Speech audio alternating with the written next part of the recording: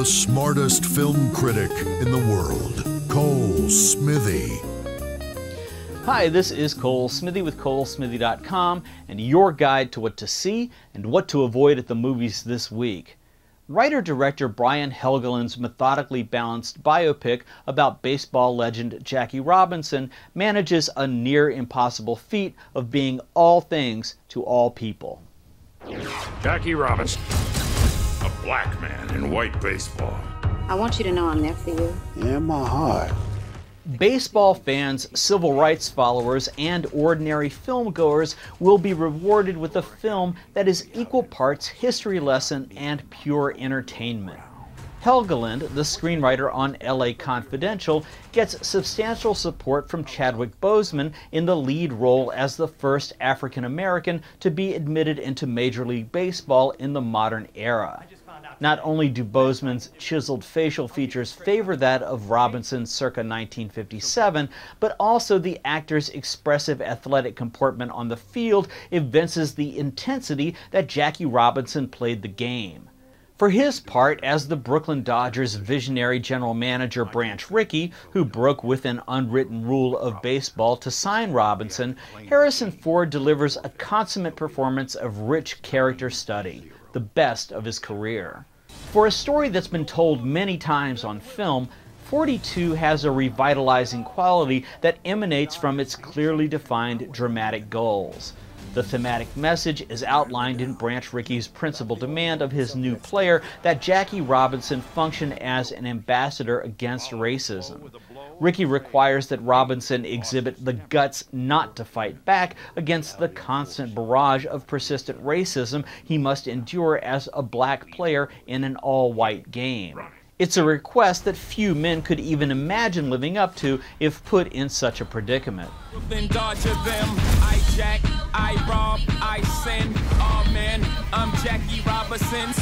Episodes of bigotry explode at every turn. Robinson's own teammates conspire against him during training with the Montreal Royals in Havana, Cuba.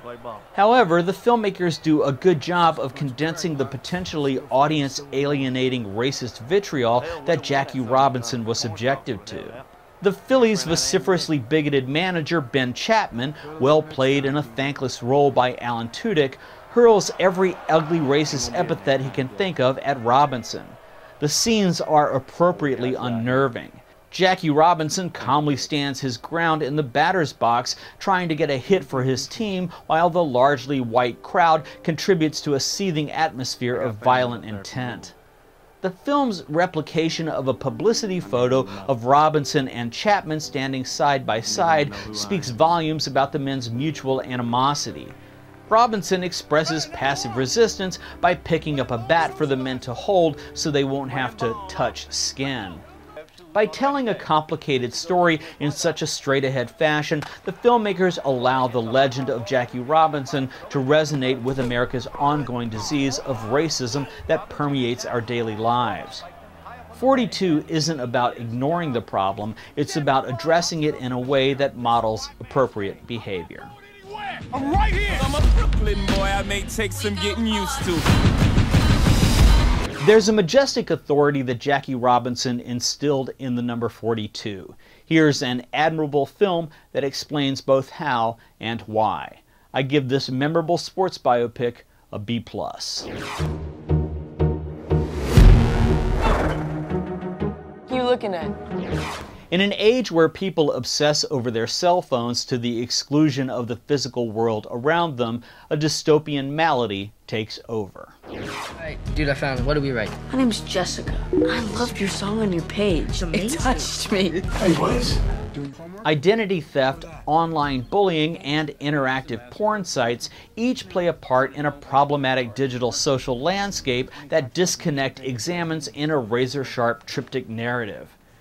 Every character gets in over their head via pervasive technology. The thought-provoking movie is seamless in plaiting together the lives of its scrupulously credible characters. The effect is haunting. Andrea Riseborough's quick-witted television journalist Nina carries on a webcam conversation with Kyle, played by Max Theroux, an internet sex worker for an underage sex site. Self-assured Kyle likes what he does. He makes good money showing off his nubile bod and the erotic tricks it can do. Nina earns his trust, but all she really wants is to break a juicy story that will put a feather in her cap at the TV station she works for. Not that she isn't susceptible to Kyle's very direct charms. You need to pull it together. I'm his father. I'm looking for answers. Are you really 18? Ben, played by Jonah Bobo, is a sensitive teenage loner. He writes plaintive songs on piano when he gets home from high school. Ben hides behind a swath of long hair that hangs down over his eyes. The fragile son of a successful attorney, well played by Jason Bateman, Ben takes the bait when a girl from his college professes her attraction in the form of Facebook instant messages. Unknown to Ben, her identity is comprised of a couple of bullying classmates, one of whom is the son of Mike, an internet crime investigator and former cop played by Frank Grillo. Mike works on a case of identity theft that has devastated the lives of Derek and Cindy, a married couple whose relationship was already in crisis. Derek, a former Marine, imagines doling out some personal justice against the person who ruined his life. Director Henry Alex Rubin embellishes the visuals with an inventive use of bold graphic design for the instant message dialogue that takes place between characters. Voyeurism becomes an interactive-like encounter for the viewer. Rubin advances debut feature screenwriter Andrew Stern's dynamic source material with an insistent rhythm of emotional counterpoint that culminates in a brilliantly composed crescendo of synchronized climaxes. Told him everything about us. Do you have any idea what you've done? When the artfully executed slow-motion sequence occurs, it gives the audience time to ruminate over the physical and emotional forces that led up to it. Your cell phone won't help you. I give this almost perfect drama an A-. My sleeper pick is It's a Disaster, and my guilty pleasure pick is Fist of Legend. My must-have DVDs are Dragon from Anchor Bay, The Central Park 5 from PBS, and Naked Lunch from the Criterion Collection. Nichts mehr zu machen.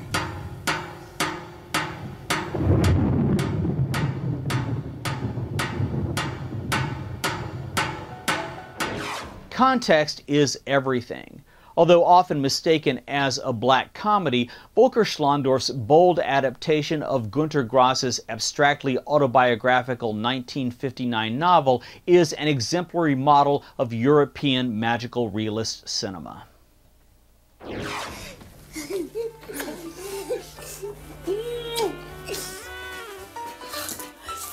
The first of Grass's Danzig trilogy occurs from World War I through World War II in Poland's Hanseatic Free City of Danzig, which is overtaken by the Nazis.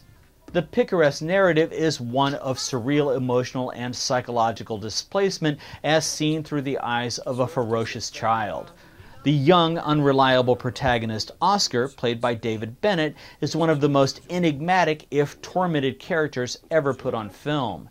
In the face of the volatile wartime situation that surrounds him, the 3-year-old Oscar, anchored between wonder and illusion, throws himself down a flight of stairs in his parents' grocery store apartment in order to deliberately stunt his growth.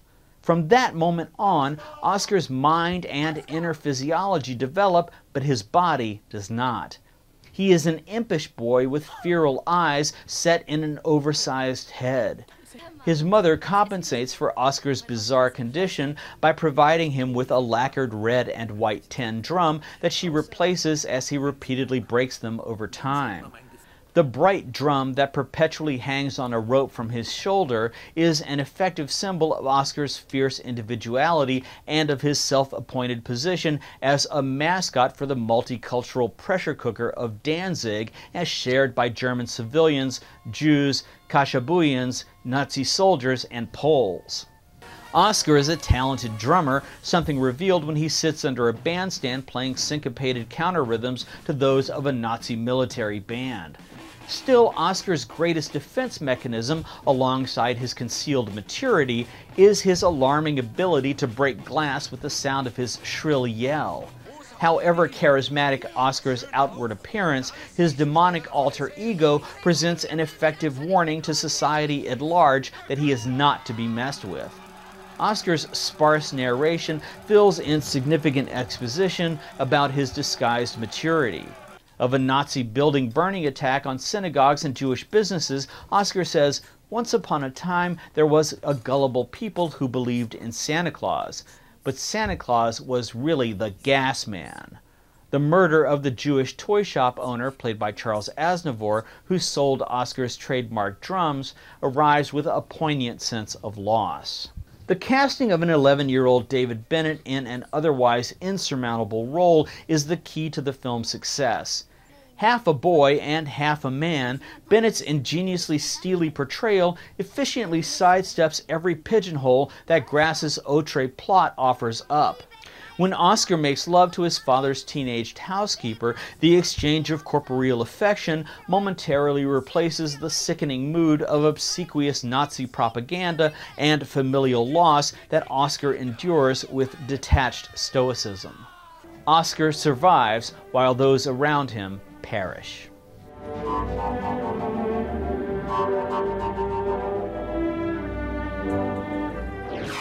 However mechanized the Nazi war machine, Oscar outsmarts his desperate situation. He is a refugee hero.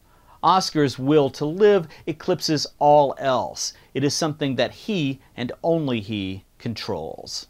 Thanks for watching, and visit ColeSmithy.com for more.